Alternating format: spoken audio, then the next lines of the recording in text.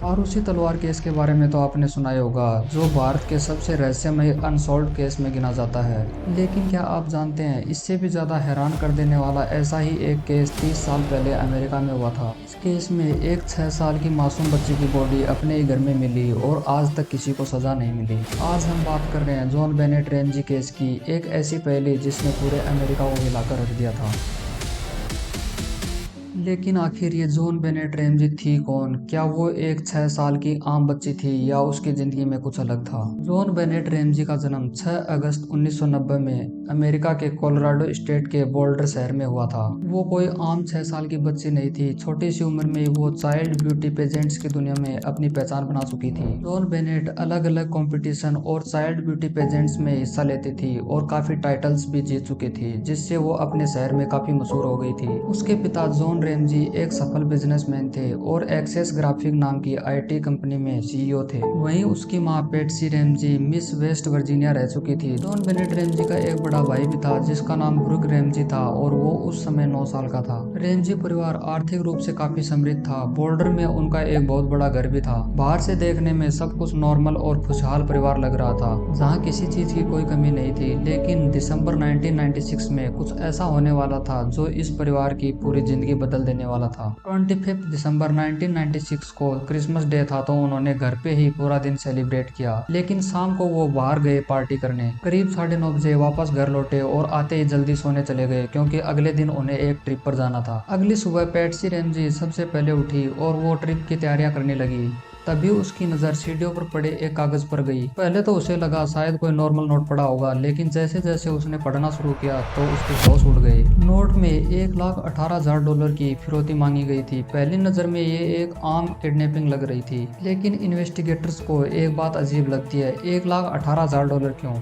कोई भी normal kidnapper होगा तो वो 1 लाख या 1.5 लाख ऐसे मांगेगा। बाद में पता चला कि ये वही रकम है जो कुछ दिन पहले जॉन रैमजी को बोनस के रूप में मिली थी, और इसकी जानकारी बहुत कम लोगों को थी। टाइम बीतता जा रहा था, लेकिन किडनैपर्स का कोई भी कॉल नहीं आया। पुलिस घर की तलाशी ले रही थी। फिर करीब 7 घंटे बाद घर के बेसमेंट में कुछ ऐसा मिलता है जिसने पूरे केस की दिशा बदल दी। आखिर 6 साल की बच्ची को कोई क्यों मारना चाहेगा? अब सवाल यह भी था कि अगर जॉन बेनेट रैमजी घर पे ही थी तो रैंसम नोट किसने लिखा था?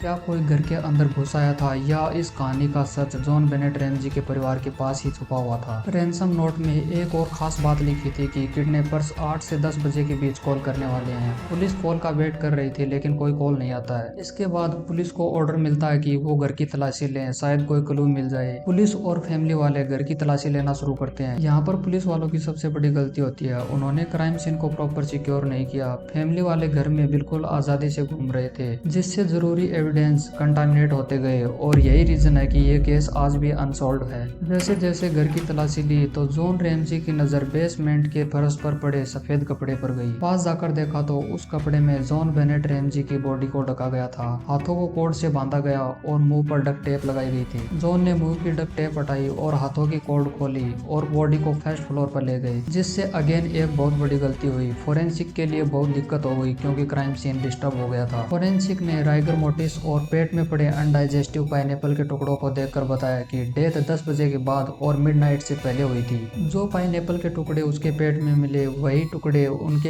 एक किचन के बाउल में मिले। मतलब रैमजी ने मरने से कुछ टाइम पहले ही पाइनएप्पल खाया था। जॉन और पेट्सी ने कहा कि उन्हें याद नहीं कि उन्होंने पाइनएप्पल कब दिया था। बाउल पर पेट्सी और ब्रुक के फिंगरप्रिंट मिले, जॉन के नहीं। फोरेंसिक ने कॉज ऑफ डेथ किसी भारी चीज से सर पर वार किया गया था, जिससे 8.5 इंच लंबा गहरा फ्रैक्चर हुआ था। इन्वेस्टिगेटर्स का मानना था कि ये किसी फ्लैश लाइट से मारा गया होगा, और एक फंदा बनाया गया था नायलॉन कोड और पेंट ब्रश के टूटे हुए हैंडल से। डबल नोट लगाकर उसका गला घोटा गया था। दोनों को मिलाकर उसकी मौत हुई थी। फोरेंसिक एग्जामिनेशन में सेक्सुअल असॉल्ट के भी संकेत मिले। वजाइनल एरिया में चोट के निशान मिले और वजाइनल कैनाल में पेंट ब्रश के फाइबर के टुकड़े मिले, जिससे कंफर्म होता कि वही टूटा हुआ ब्रश असॉल्ट में भी यूज किया गया था। एरिया को कपड़े से अच्छी तरह से साफ कर एविडेंस एविडेंस मिटाने की कोशिश की गई थी।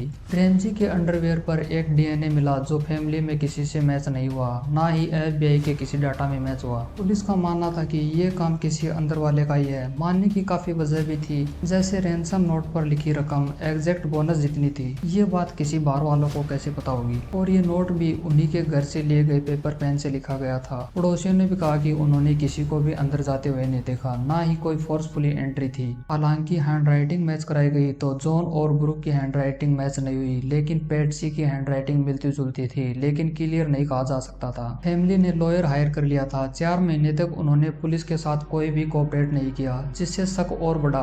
कोई भी पेरेंट्स चाहेंगे कि कातिल को जल्दी से जल्दी सजा मिले, लेकिन यह मामला अलग ही था। अप्रैल 1998 को डायरेक्ट अटॉर्नी ने ऑफिशियली कहा कि पेरेंट्स अम्ब्रेला ऑफ सस्पिशन के नीचे हैं, लेकिन डीएनए मैच नहीं हुआ तो किसी अनजान पर भी शक जाता है। 1999 में ग्रांड जूरी ने रेमजी पर केस चलाने के लिए वोट किया, लेकिन डायरेक्ट अटॉर्नी ने इस पर रोक लगा दी क्योंकि एविडेंस क्लियर नहीं थे, इसलिए चार्जेस प्रेस नहीं कर सकते थे। केस चलता गया और दिन बीतते गए, लेकिन 2006 में फिर से ये केस हेडलाइंस में आ गया। सबको लग रहा था कि ये केस अब सॉल्व हो गया है। जॉन मार्क कार नाम का एक आदमी थाईलैंड में पकड़ा गया। उसने कहा कि मैंने जॉन बेनेट को मारा है, मैंने उसे ड्रग दिया और फ्लैश लाइट से उसके सर पर वार किया। सबको लग रहा था कि आखिरकार कातिल पकड़ा गया और पुलिस भी खुश थी, लेकिन यहाँ एक ट्विस्ट था। ऑटोप्सी में पता चला था कि उसे कोई ड्रग्स नहीं दिया गया था और ना ही उसका डीएनए उस डीएनए से मैच हुआ। यह आदमी एक साइको था जो फेमस होना चाहता था। केस अब भी अनसॉल्व ही रहा। और इसी साल 2006 में पेट्सी रेमजी ओवरियन कैंसर के कारण 49 साल की उम्र में अपनी बेटी का इंसाफ देखे बिना ही इस दुनिया से चली गई। आगे चलकर डीएनए टेस्टिंग की टेक्नोलॉजी और बढ़ी। फिर से डीएनए को चेक किया गया तो वापस से मैच नहीं हुआ, जिससे 2008 में 12 साल बाद डायरेक्ट अटॉर्नी ऑफिस ने कन्फर्म किया कि रेमजी परिवार सस्पेक्ट नहीं है, लेकिन तब तक पेट्सी मर चुकी थी। 2016 में सीबीएस ने एक डॉक्यूमेंट्री बनाई जिसका कंक्लूजन था कि ब्रूक रेमजी ने मर्डर किया था। सीबीएस इन्वेस्टिगेटर्स ने 911 कॉल की इनहांस्ड रिकॉर्डिंग में बैकग्राउंड में ब्रूक की आवाज सुनने का दावा किया, जबकि पेरेंट्स ने कहा कि वो सो रहा था, जिसकी वजह से ब्रूक ने उन पर डिफेमेशन के मल्टीपल केसेस फाइल कर दिए। 2019 में उनका सेटलमेंट हो गया, जिसका मतलब है सीबीएस को पैसे देने पड़े। कोई भी कन्विक्शन नहीं हुआ, कोई भी प्रूफ नहीं मिला। इस इंसिडेंट के बाद उनकी पूरी लाइफ चेंज हो गई। हर कोई उन्हें मर्डरर बुलाता था।